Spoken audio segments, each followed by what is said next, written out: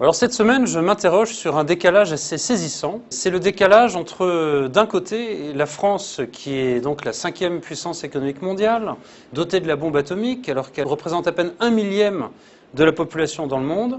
Cette France-là, qui gagne, qui se développe, qui croît, notamment à l'étranger. Et puis la situation économique et politique de la France, que l'on peut caractériser par une forme de dépression sur de nombreux fronts. Alors j'ai été chercher les racines de cette explication pour ce décalage et j'ai peut-être trouvé des statistiques qui expliquent cet état de fait. Quel est le point commun, à votre avis, entre Barack Obama, Xi Jinping, Angela Merkel et David Cameron notamment, et Vladimir Poutine?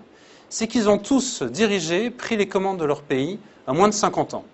Après, on fait un retour à Paris, exactement au Palais Bourbon, et qu'est-ce qu'on trouve comme statistique?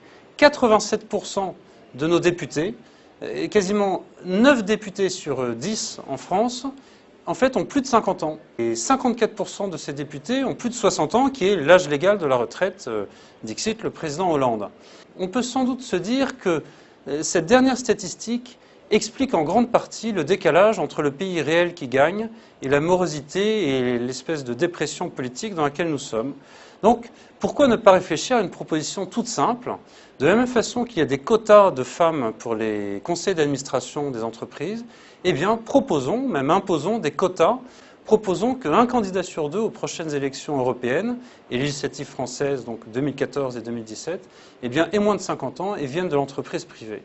Je vous parie mon billet qu'avec une telle démographie et une telle expérience professionnelle, il est beaucoup plus vraisemblable que la politique de la France, et notamment sa politique économique, soit beaucoup plus en phase avec la réalité du monde, notamment la réalité du monde économique, et avec la démographie de notre pays.